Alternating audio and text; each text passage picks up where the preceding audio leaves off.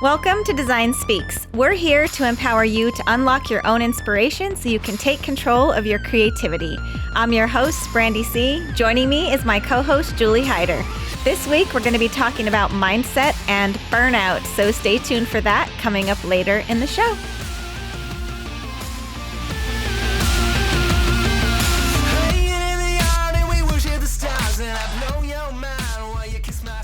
Hi, Julie. Hello, Brandi. It's so good to be back. It feels like it's been way longer than like three months? Do we take off 3 months? I guess it's 3 months. Yeah, well, right now life in general feels longer. I'm like, something happened like a couple months ago, and I'm like, nope, that was just a week ago. Yeah, it's so crazy how like staying in the same place all the time just makes time go from this to like shrinks it right down. No concept of like what day it is, except for Friday. I remember Fridays. Oh, why do you remember Fridays? Because it's almost Saturday. Oh. I remember Fridays because Fridays are the day I get to work because Kenny's off, and so Gotcha. I get to work all day. So I do look forward to Fridays though, because it takes me away from, it's gonna sound terrible, it takes me away from my family, but like in a way that like I get to just do my work and like be like office owner, business lady Brandi instead of everything else.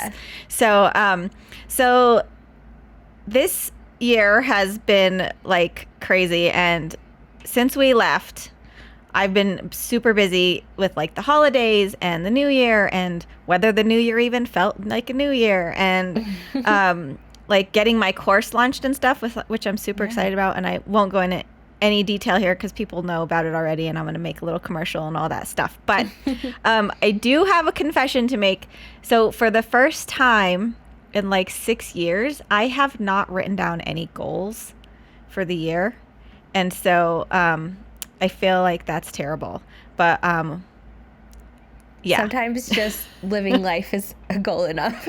I know. So today we're going to be talking about, you tell me, and who are we talking to? Yes. Okay. We're going to be talking with Erin from Peace and Daily.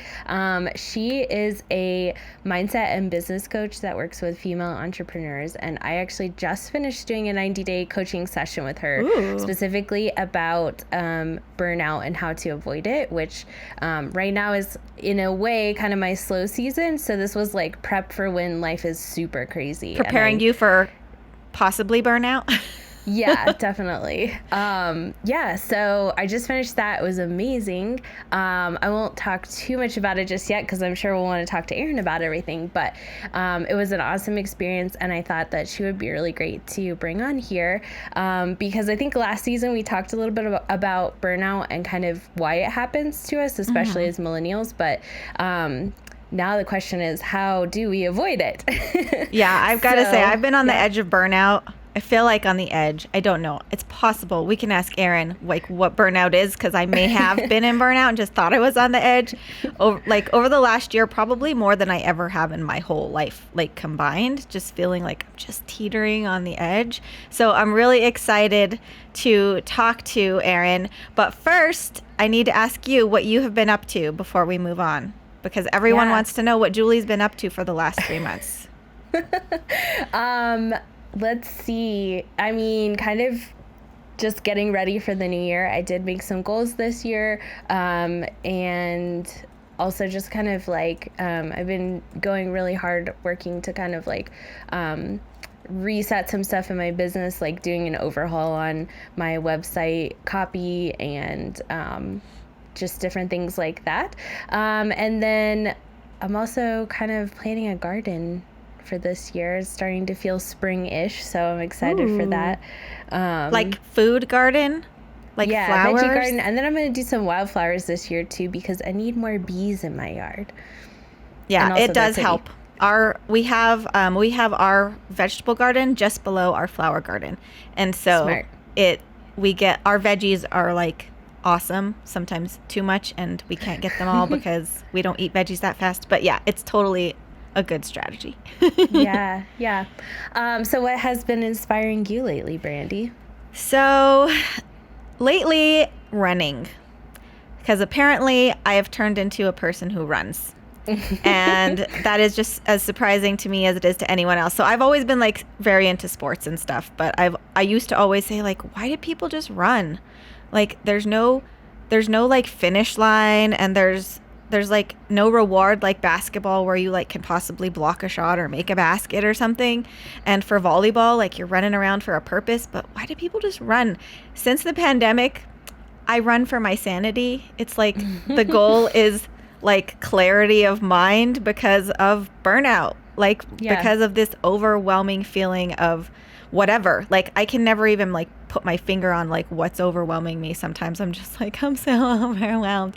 So running has been very inspiring to me. I get to, for the 30-ish minutes that I get to myself, get out of the house, even though I'm just going like right outside to the trail that's near me. I get out super early, like right at sunrise.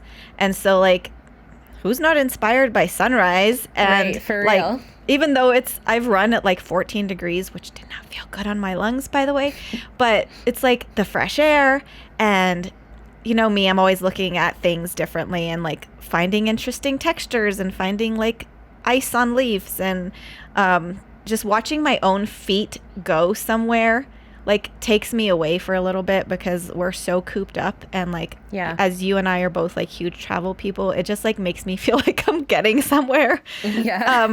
Something that I don't feel when I'm like riding my stationary bike, or I wouldn't feel like on a treadmill. It's like I'm still sort of running the same trail, but I'm outside and I'm doing stuff. So that's been very like uplifting and motivating to me. 100% of designers have felt stuck staring at the blank page. You, your coworkers, your competition, even creatives at Pixar get stuck and feel uninspired. Designers, it is literally our job to be creative and stay inspired all the time. I get it.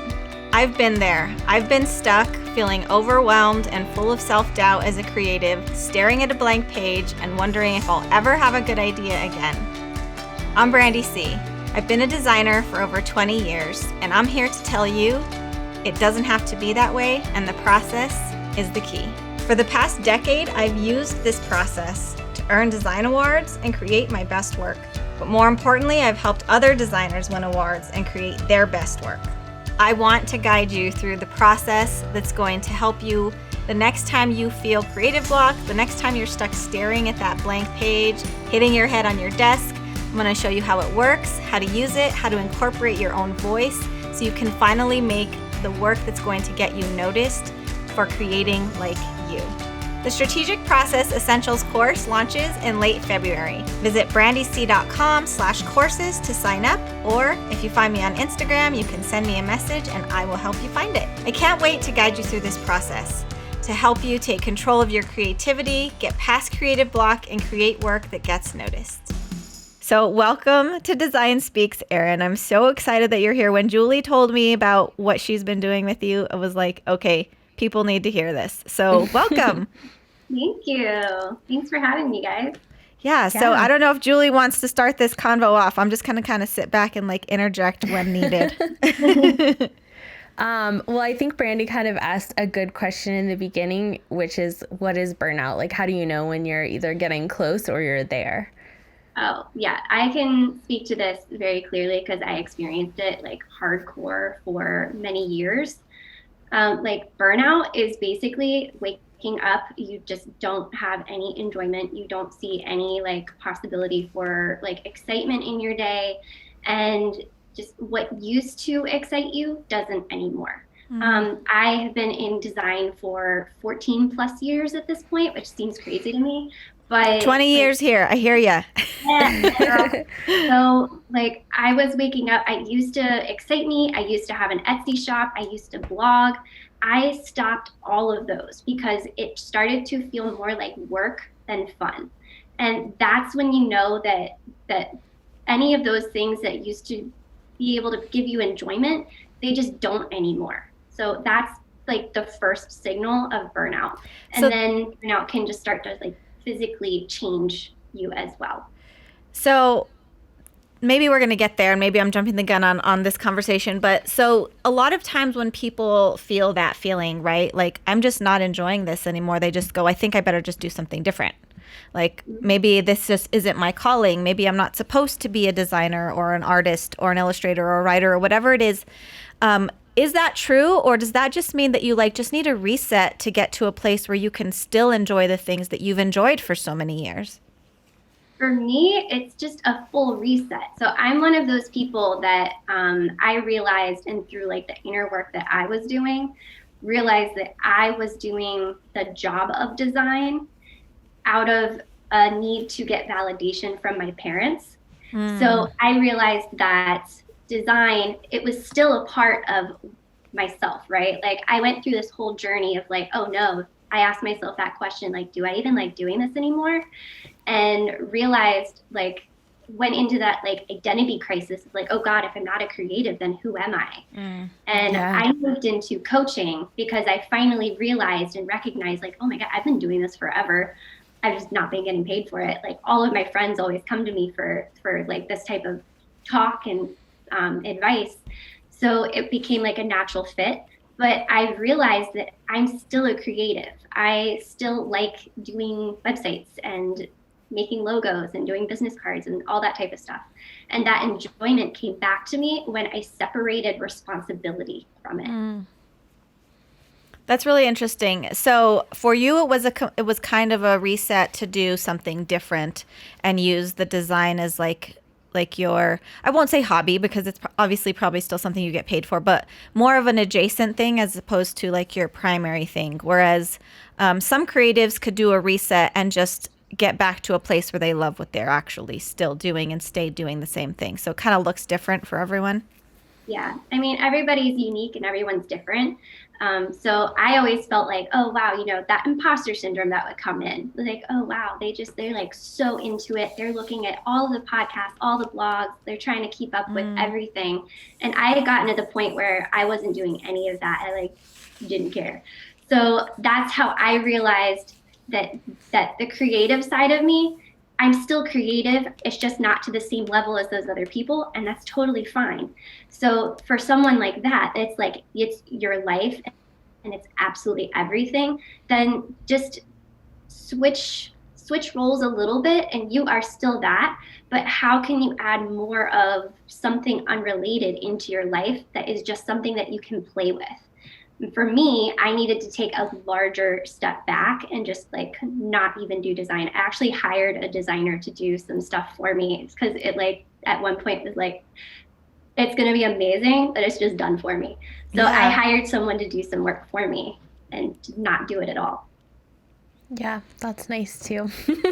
I think for me, a lot of times burnout comes to like, I am still doing the things that I love, but it just feels super overwhelming or I just feel really tired. And yeah, like temporarily, I'm like, I don't really want to do this, even though it's something that I do enjoy and it's part of like the process of doing the things that I love in my business. But it's just like so much on me at that moment that I just like want to walk away from it temporarily. But yeah.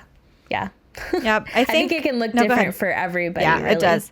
Because I was just going to say, like, I think burnout for me is almost never about the actual, like, creating and, like, the inspiring and all of that stuff. For me as a business owner, my burnout comes from the things that I have to do that aren't creative.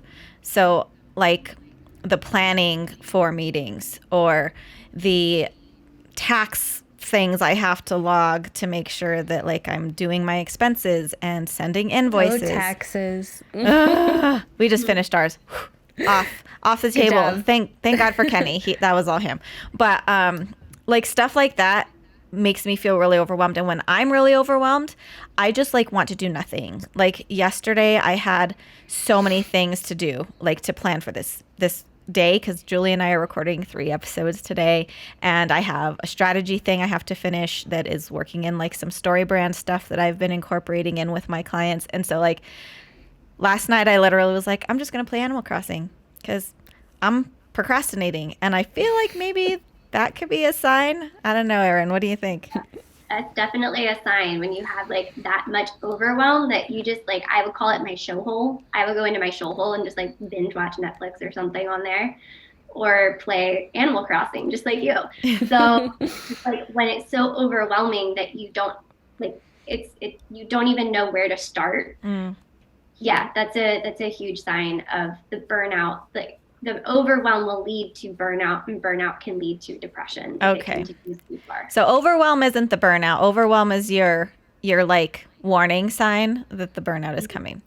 Okay, that's good to know. So now that we know that we're overwhelmed / already burning out, what do we do? How do we deal if we are already in burnout mode?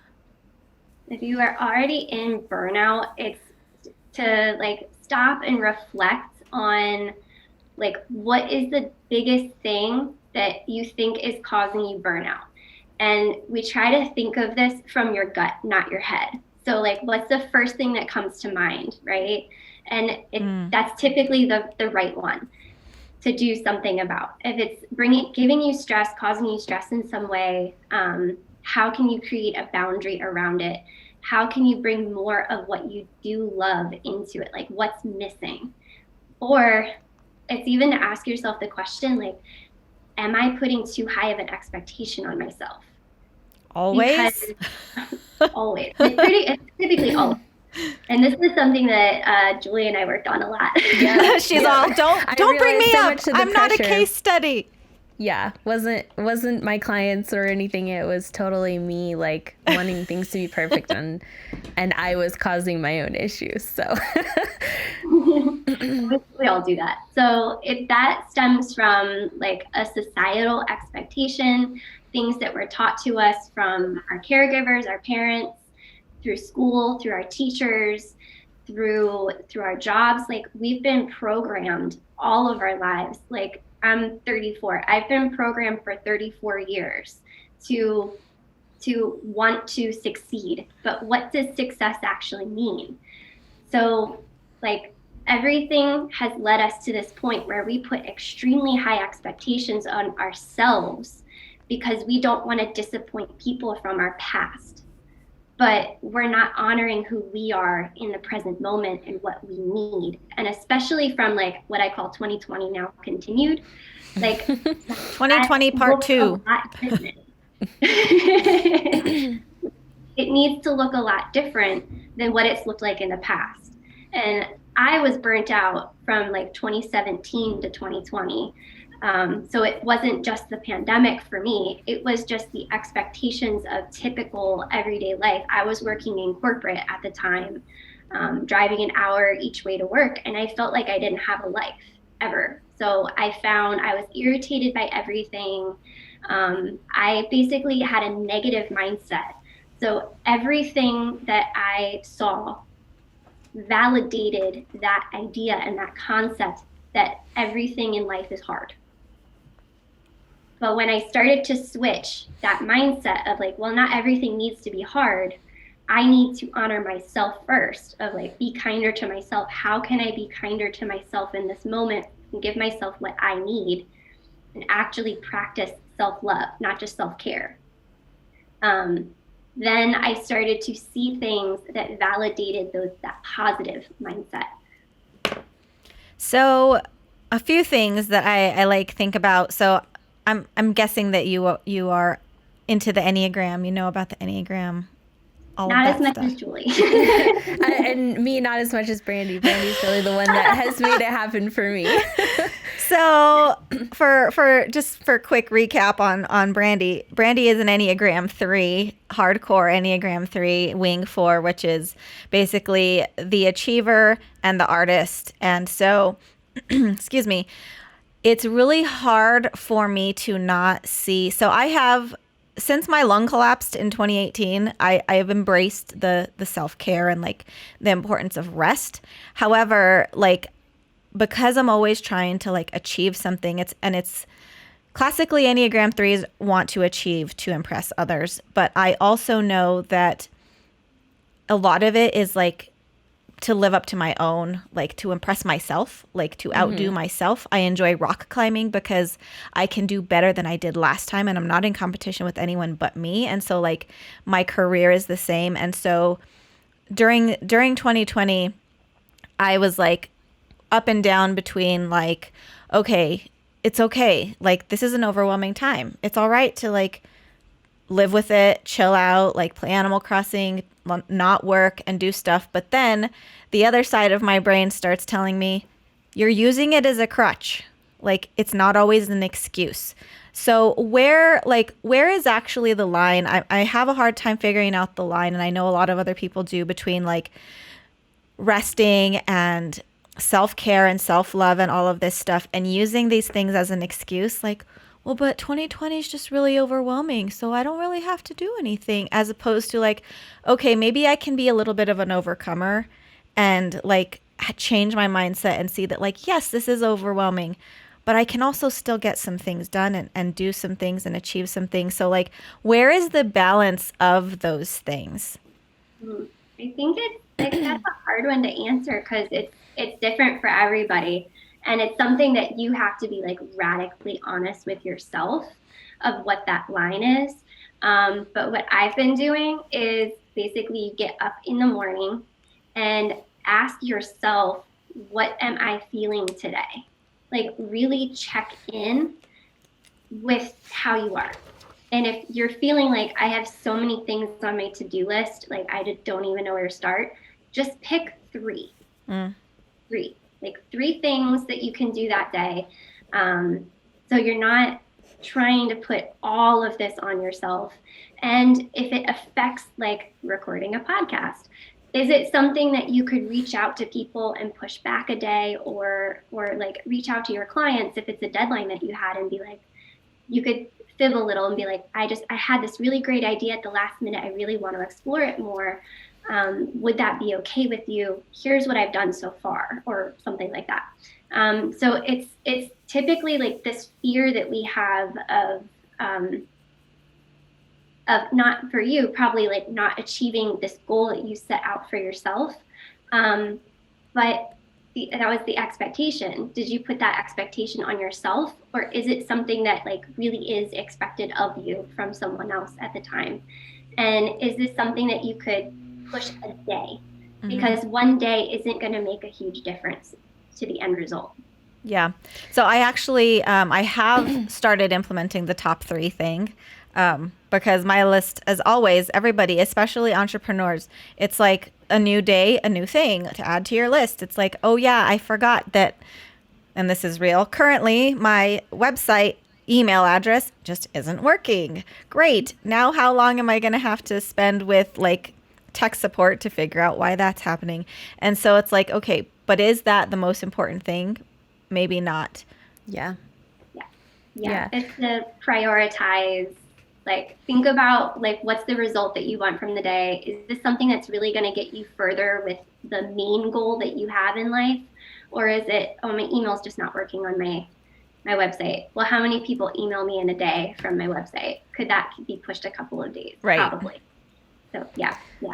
I think one of the main things when I did do the 90-day coaching with Erin was just being more aware of things. Like now I think I have a better ability of realizing when I do need time and when I'm feeling overwhelmed and running away from things, because I'm just more aware of things, how I'm feeling about them, where things are actually at, like truly not just like my perception, again, with like my, the deadlines that I'm making and stuff like that, but like really and truly what is necessary and what is not. And I think that I have been more productive in the last few months because I'm okay and know when it's a good time to just step away for even just, half an hour or something like that. And so when I do come back, I'm more ready to get in, and my mind is in a better place for that. I know, Brandi, you mentioned like all the things that we don't love about being an entrepreneur, like doing taxes and stuff like that. The stuff that doesn't really fulfill us creatively, light but our it's fire. Yeah, it's the water on the fire. Sorry, I'm So just getting Erin- carried away over here as always. Erin, I know in our coaching, you worked with me a lot of like how to deal with those tasks of sort of balancing them out with good things in your life. And so would you want to talk about how to deal with the stuff you don't want to do that you have to do? Absolutely. Like, yeah, we always have responsibilities and taxes.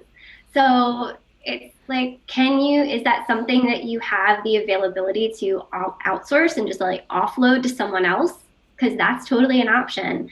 Because that's always a concept of like, how are you investing in something? You're always investing with like either finances, time, or resources.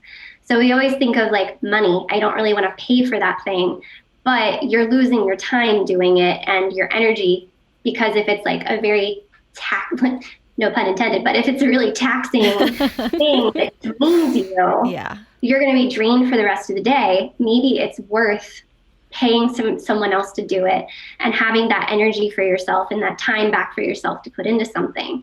And then what Julie's talking about is we built an awareness for her to actually understand like what are the tasks in her day that drain her energy versus give her energy.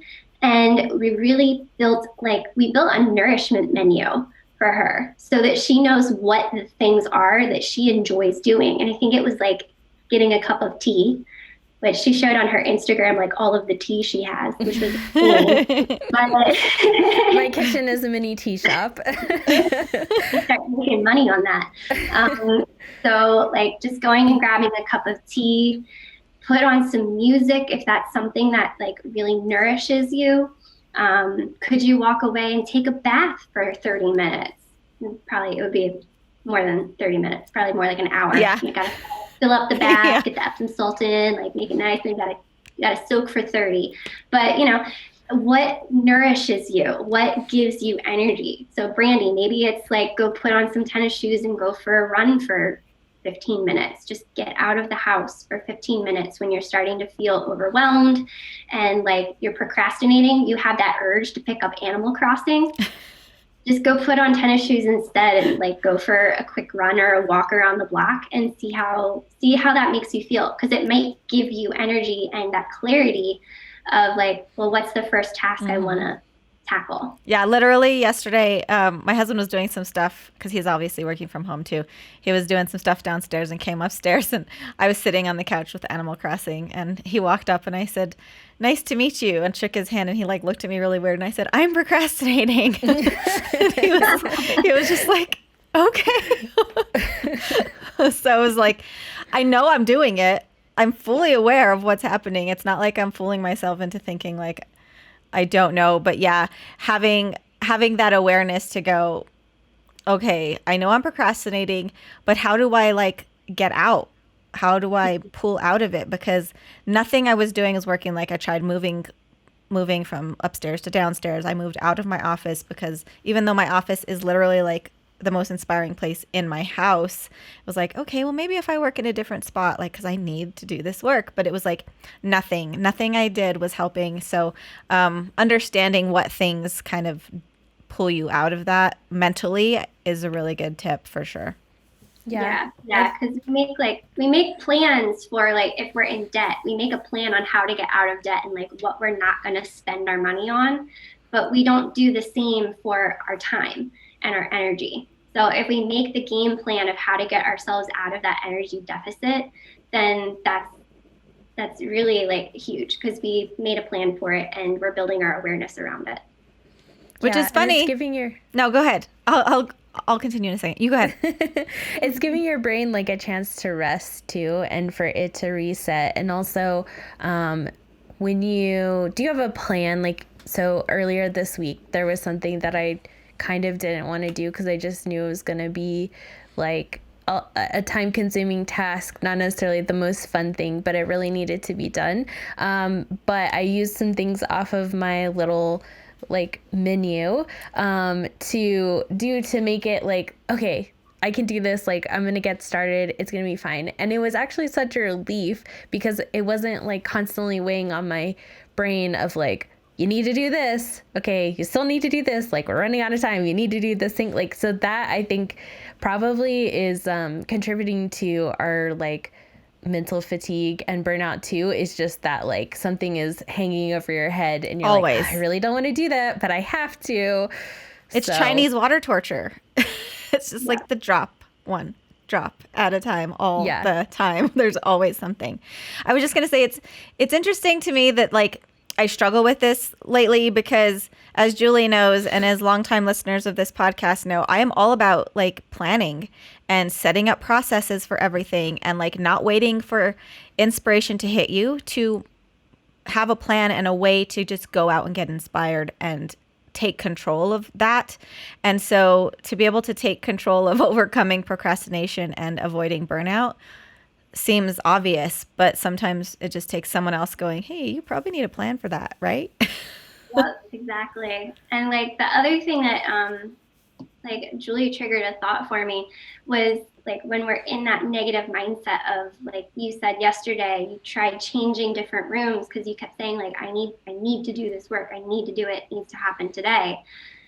When we tell ourselves like I need to do this, or we shoulda, coulda, woulda, or I heard someone say it as like you're shoulding all over yourself, which I love. So I'm totally doing it. I forget who said it, but I love it. So if you're like shoulding all over yourself, I should do this, I need to do this, you're triggering your fight, flight, or freeze mode.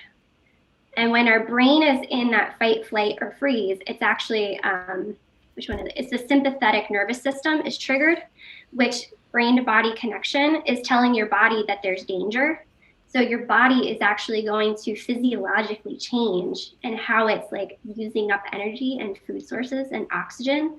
So that's why you have a much harder time pulling yourself out of that feeling, because your brain is saying there's still danger.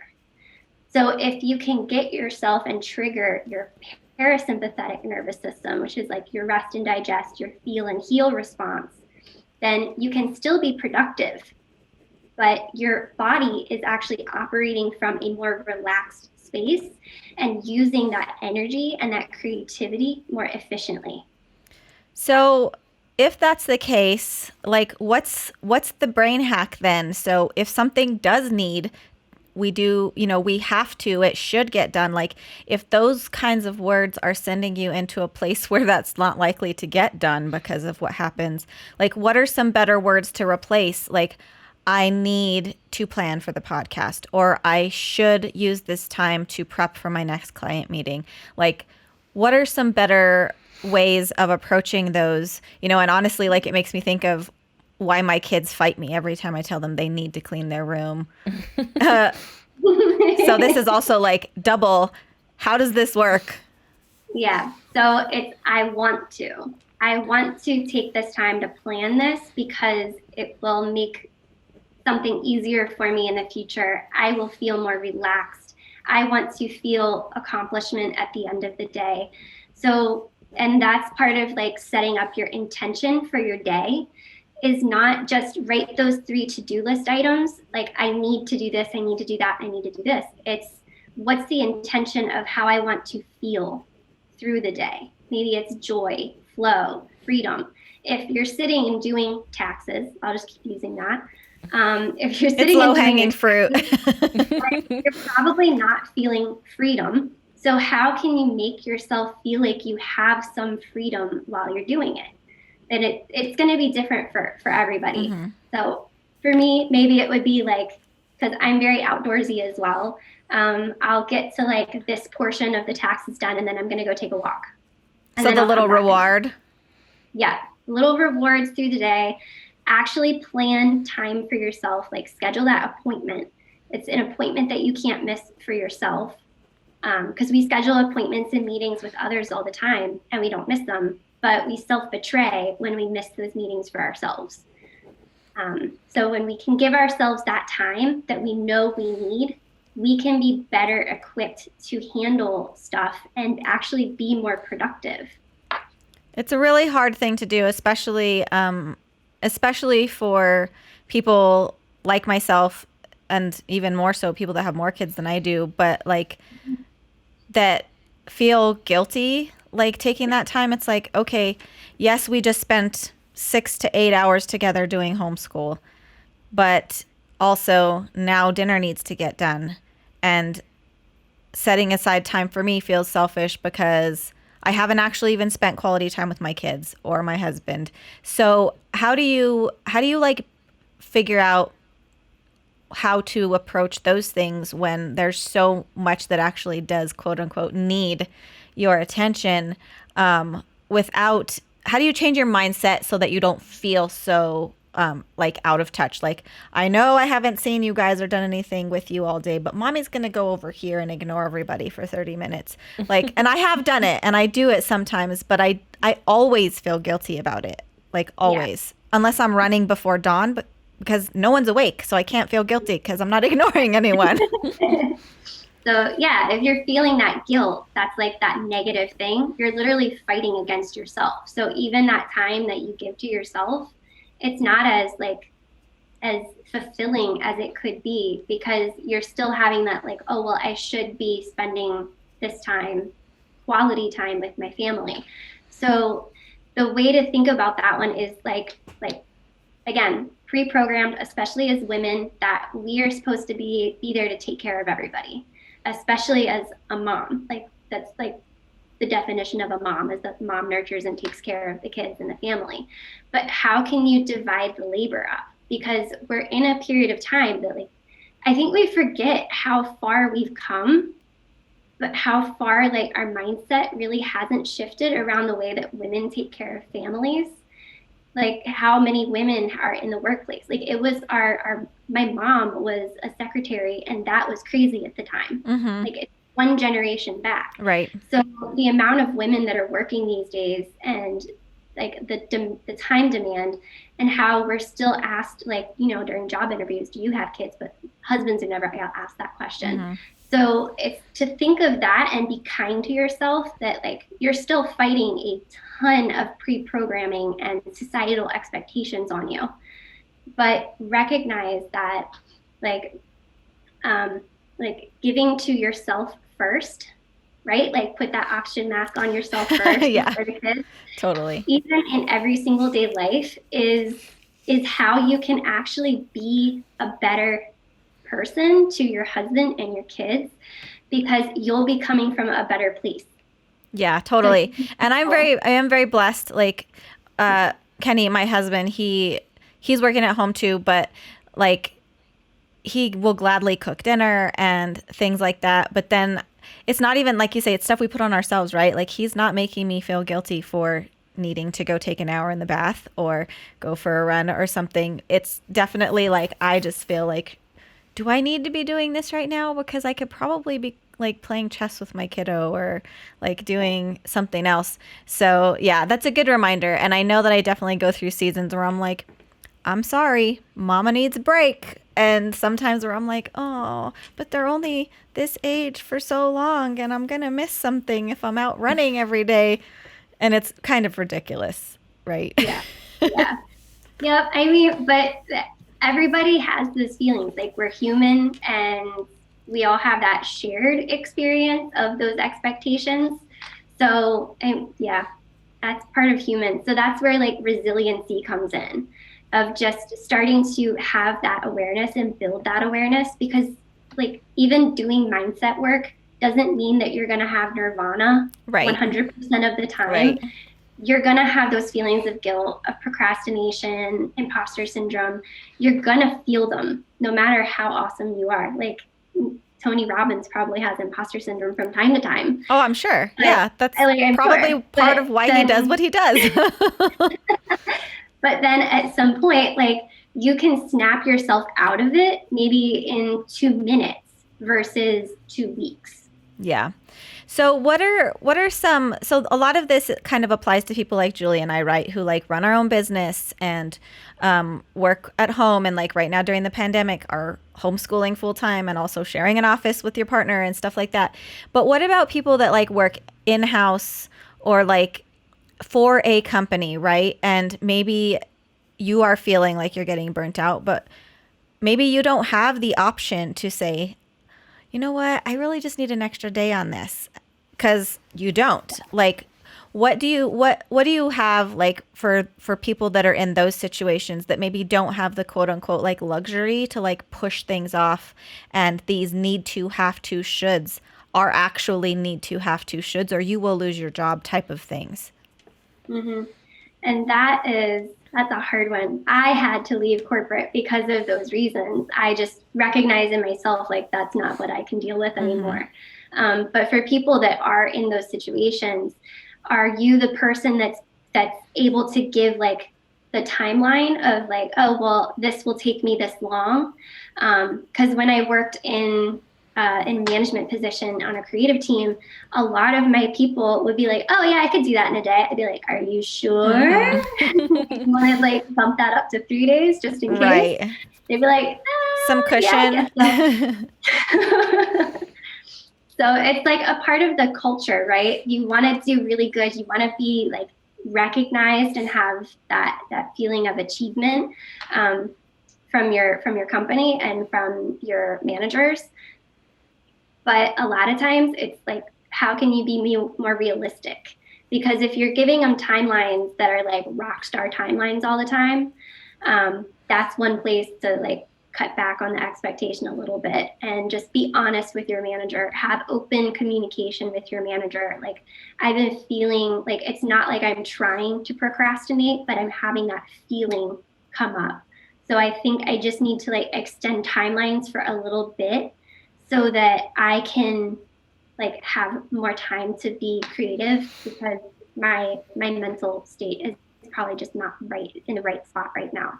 So I think depending upon your company, how comfortable you feel having that type of a conversation with your manager, I think we really need to get to a point where we're more comfortable having those conversations and not feeling bad saying like, I'm not 100% right now, because we're not robots. We shouldn't be expected to be. Right. Yeah. But yeah. Yeah. And I think I was actually talking with my husband about this the other day, about a past job where I would sometimes need to go to some sort of work-related thing for lunch, like a meal was being served, but I was still working. And then my boss would get really upset when I would take a lunch break when I got back.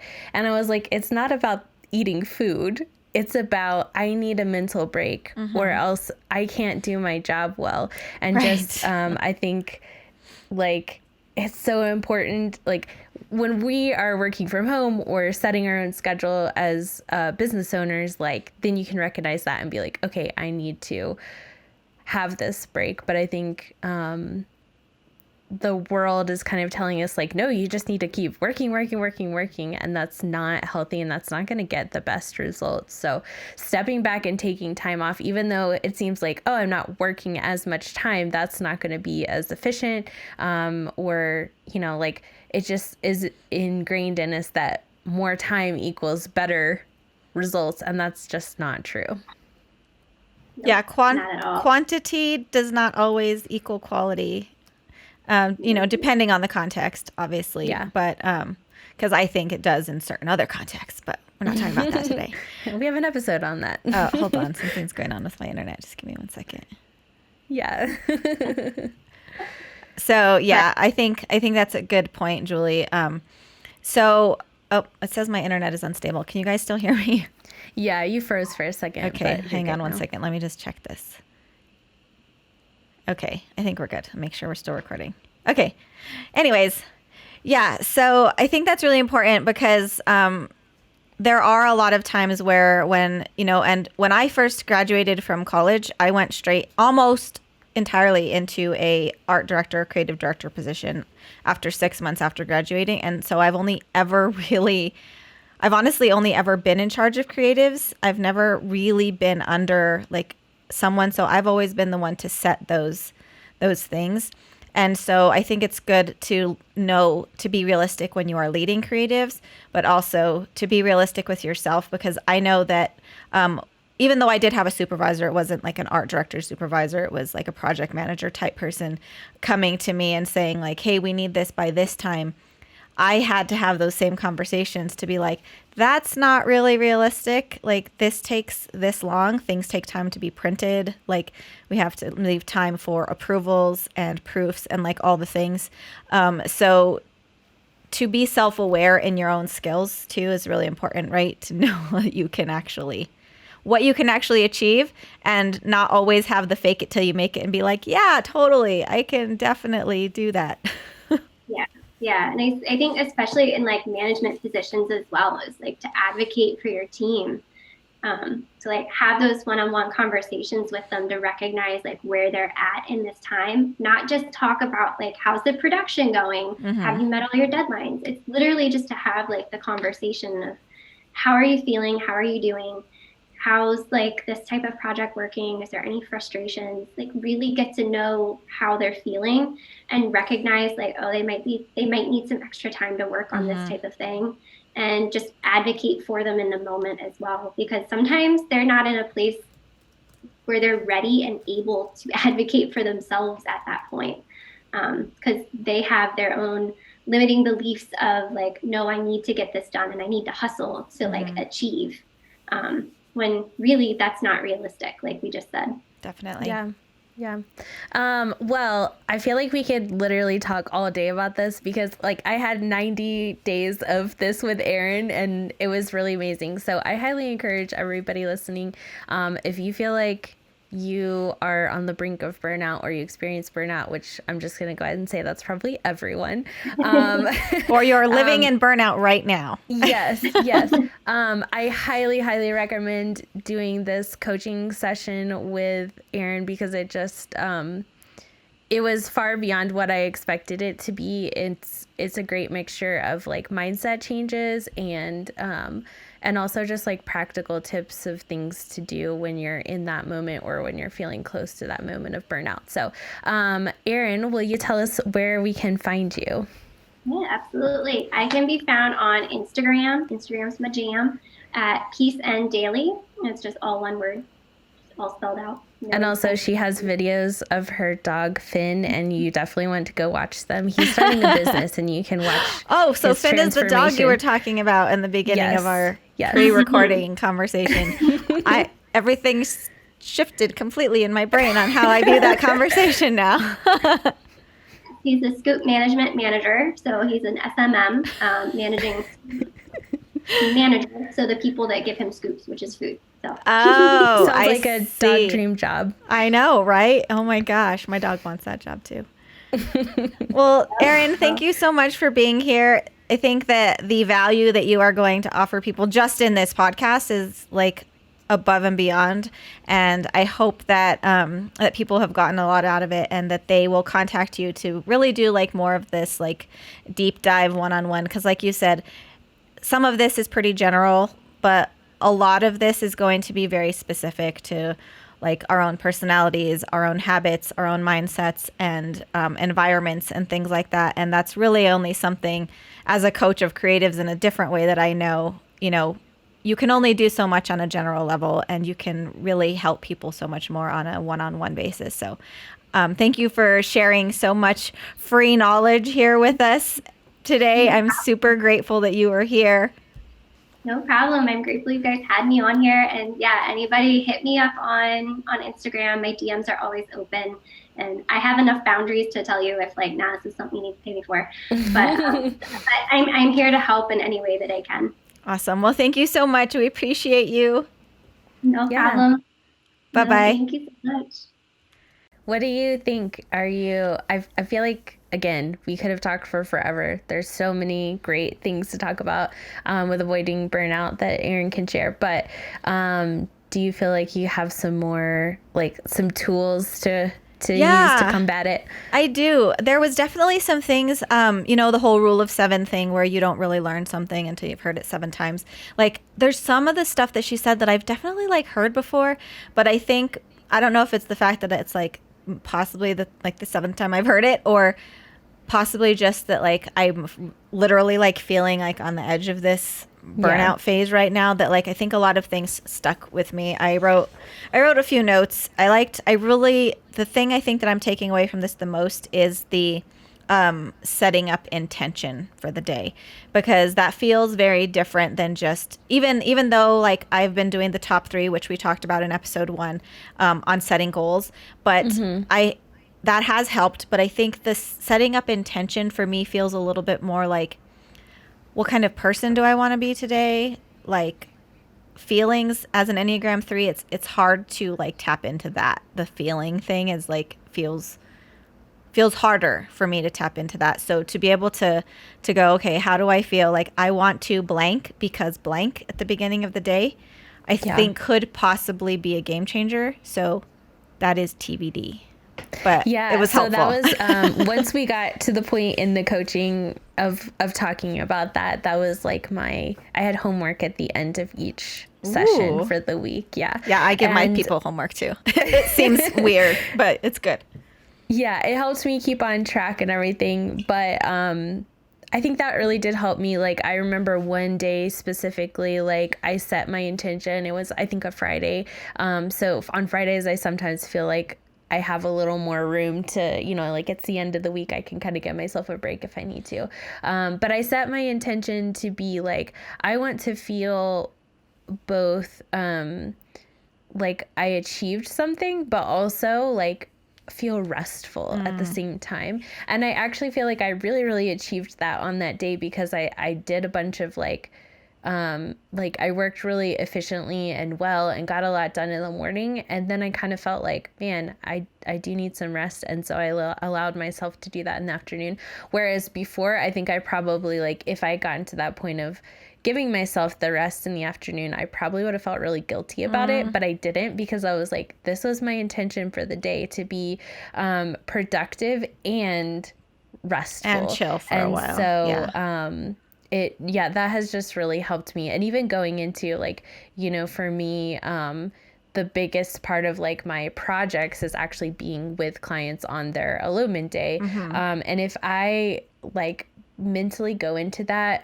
So one of the things that that came out in my coaching with Aaron is like me putting those expectations on myself rather than my client doing that. And a lot of times I come away from photographing an elopement and I'm just like, oh my gosh, like this went wrong. I wanted this to happen this way. Like I just feel really negative about the experience on my end. And it's not like the client went away being like, hey, you didn't do this how I expected you to, or something like that. It's literally just me. Yeah, totally. But by setting the intentions and shifting them from I'm going to do this thing and I'm going to do it perfectly kind of a thing. But instead being like, today I just really want to serve my clients in the best way that I can and be for them in any way that they need and stuff like that. It just, it shifts your expectations, and also like at the end of the day, your feeling of success as well. And you feel lighter because it's not like the weight of all the things that you didn't do. It's like the satisfaction of the things that you did do. Yeah. Yeah. So mindset shifts are super, super duper important.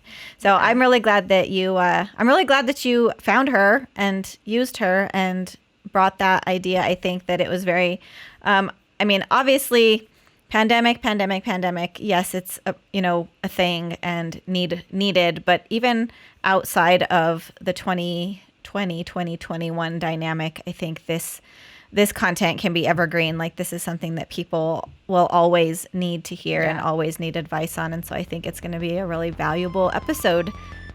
All right. So that is our episode for today. Be sure to leave us a review on iTunes.